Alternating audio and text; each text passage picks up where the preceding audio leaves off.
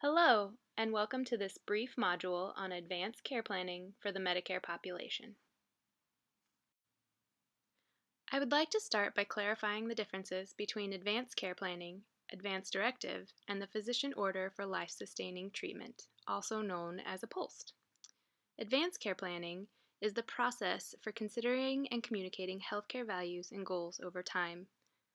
An advance directive is a legal document detailing patient preferences for future care and appointing a surrogate decision-maker in the event the patient becomes unable to speak for themselves. A POLST is an order set that details the patient's preferences for life-sustaining therapies, primarily intended for those suffering from terminal illness. In this presentation, we will focus on the details of advanced care planning for the Medicare population.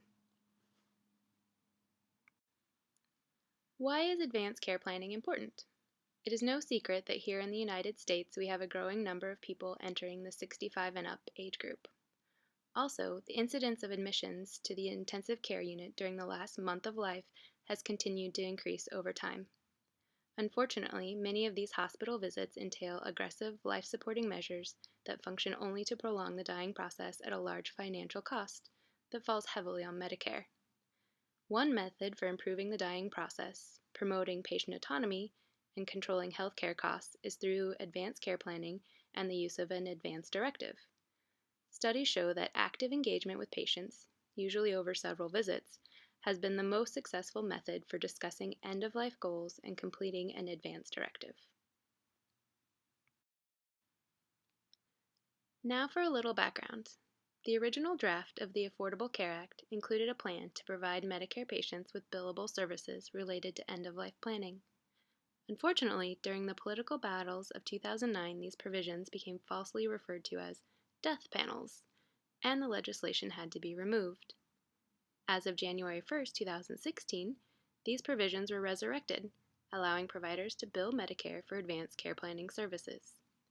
However, under new leadership as of January 2017, we are likely to see changes to the Affordable Care Act and healthcare in general, but the effect that it will have on advanced care planning remains to be seen.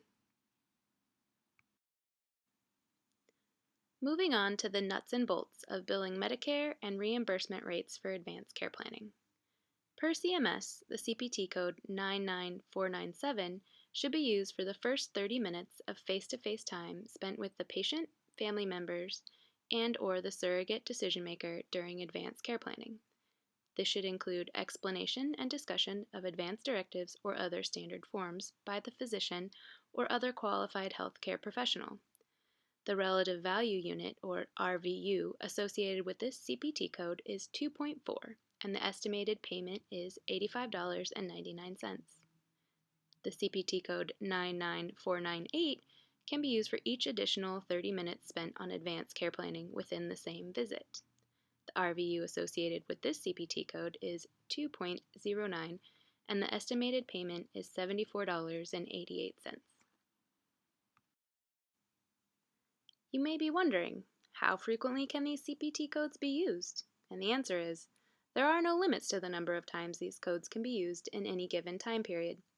However, CMS would expect there to be a documented change in the patient's health status or end-of-life wishes.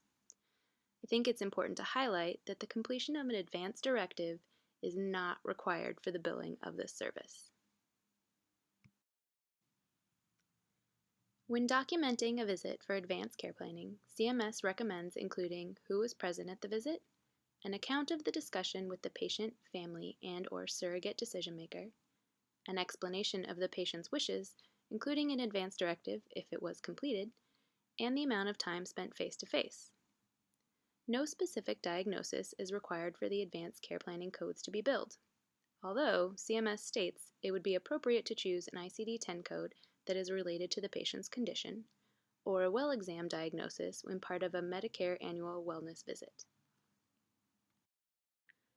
To summarize, the CPT codes for advanced care planning for Medicare patients are 99497 for the first 30 minutes and 99498 for each additional 30 minutes. There are no limits for the number of times you can use these CPT codes in any given time period, and the completion of an advance directive is not required when using these codes.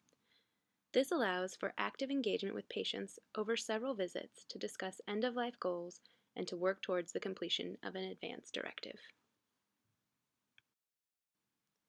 In conclusion, advanced care planning is an underutilized practice that can ensure patient autonomy when unable to make independent healthcare decisions, improve the dying process, and aid in controlling the cost of healthcare by avoiding unwanted care at the end of life. The Institute of Medicine believes a person-centered, family-oriented approach that honors individual preferences and promotes quality of life through the end of life should be a national priority. Together, we can do better. For more information, you may choose to consult the Centers of Medicaid and Medicare Services website, the American College of Physicians Guide to Advanced Care Planning, or the Institute of Medicine's publication entitled Dying in America, Improving Quality and Honoring Individual Preferences Near the End of Life. The following are my references for this presentation. Thank you very much for your time and attention to this important topic.